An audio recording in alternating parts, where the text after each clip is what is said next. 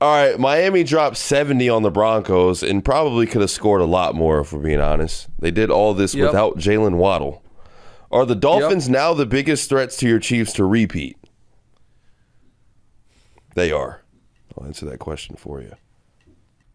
I think everyone's very, very high on the Dolphins this week. Demonze, Dolphins are, this is not my opinion. The Dolphins are in Buffalo this week. What do you think the line is?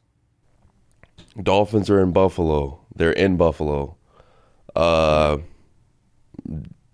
Bills minus 2.5. Nailed it. Great job. You got it to exactly.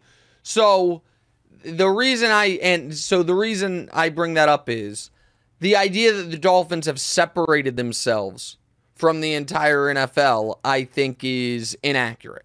Right? If there's still a team, if they're playing Buffalo, who's really, really good, obviously, and it's like, okay, Buffalo gets almost the typical home field advantage, then Vegas does not yet fully buy in. Go ahead. You want to say something. You seem to have fully bought in on Miami. Go ahead.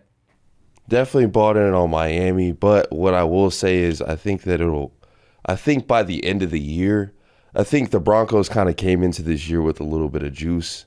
And like people thought that they were a little bit better than they are. And the defense has obviously been the only thing that they've had going for them. But I think at the end of the year, we'll find out that the Broncos were like a really, really bad team. And I also think that at the end of the year, that if Tua stays healthy, that we're going to find that the Dolphins are probably one of the two best teams in the NFL. So it'll just make more sense why that score was that score. Listen, I think that analysis is mostly correct.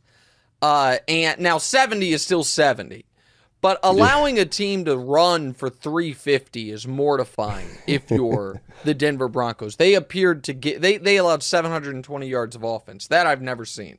And let's just remove the Tua injury part from this part of the discussion.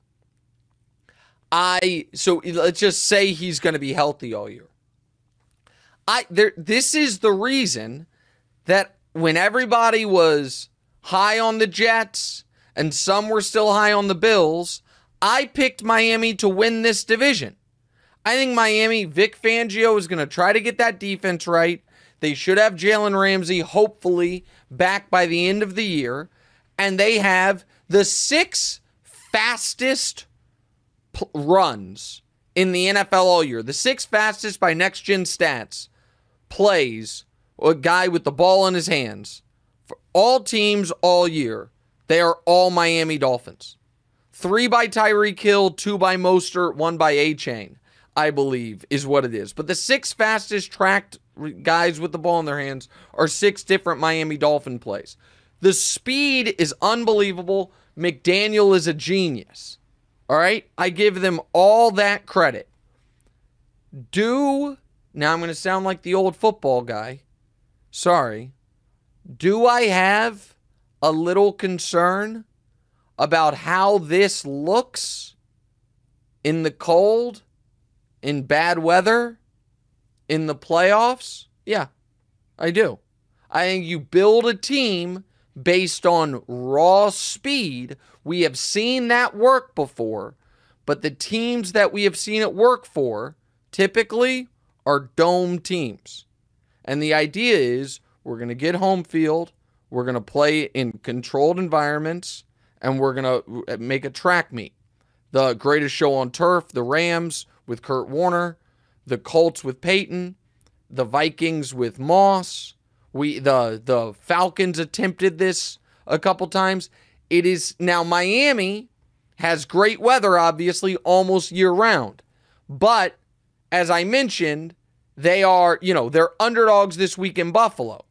So in order for me to truly believe that the Dolphins can keep this going for 6 months, I think they really, really need to continue rolling in the regular season to try to make the playoffs go through Miami. The playoffs don't go through Miami, and all of a sudden they are like, I am curious. You know I don't believe in the Browns, for instance. Okay, You know that. But that defense has been the best in the league. The best in the league. I'm curious how this Miami team would look in January in Cleveland in that type of environment. Like, I really am. And so yeah, I mean, that's fair. I'm not throwing shade. I also want to know how good this defense is, because they've played one good quarterback and he moved the ball at will until that final drive in Herbert. They had scored 34 points. Yeah. Then you played Mac Jones, who stinks. Then you played Russell Wilson, who's not as bad as last year, but still not very good.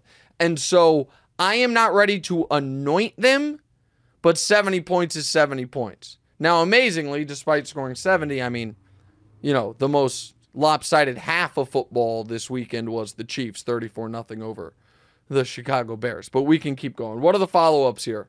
Bears might be the worst team in the NFL. But that's true. Yep. In your opinion, do you think Tua is officially more than a system quarterback, or do we owe all of this to Coach McDaniels? Also, actually, not all of it, but yes. Both of them. I mean, just let me answer that quickly. I think it's both. I think he is a system quarterback, but he is playing this system as well as anyone could play it.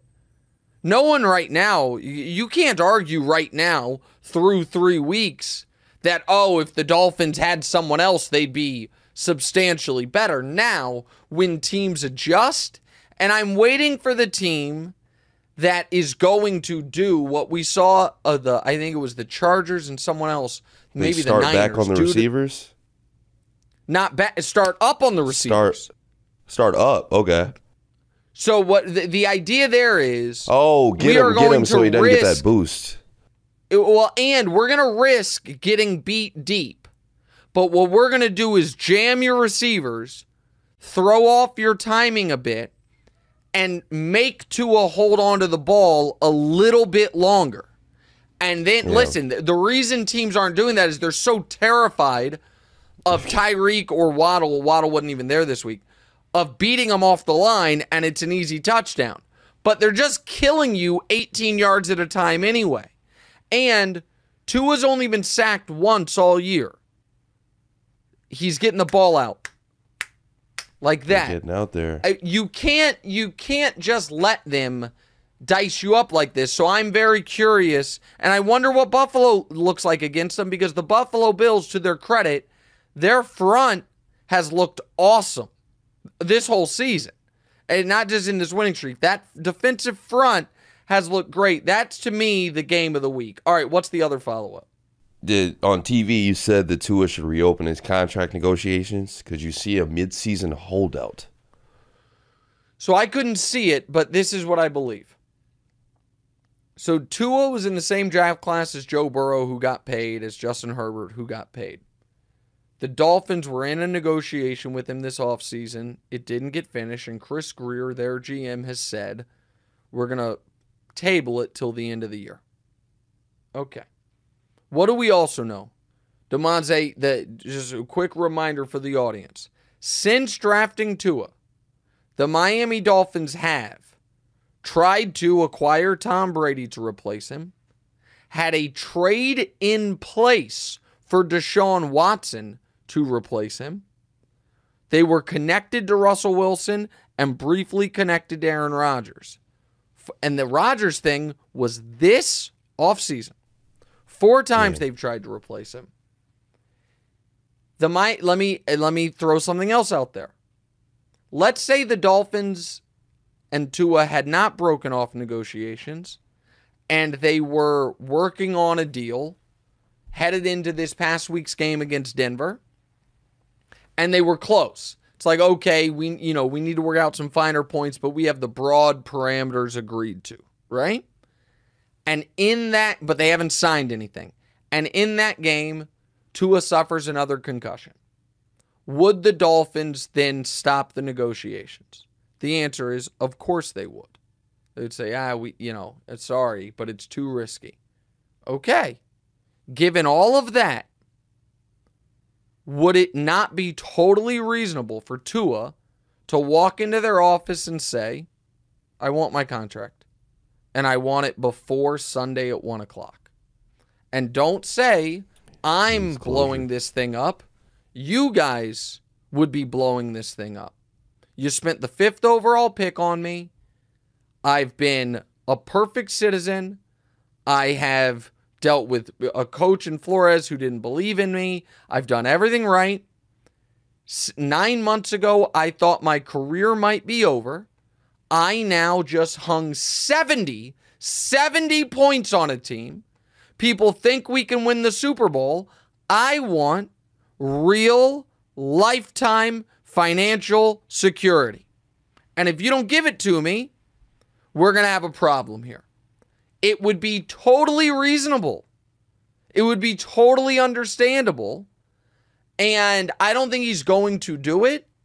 I think if I were close with Tua, now I might tell him, hey, if you do this, you're not going to get a record-breaking contract. You're going to sacrifice some of the contractual upside.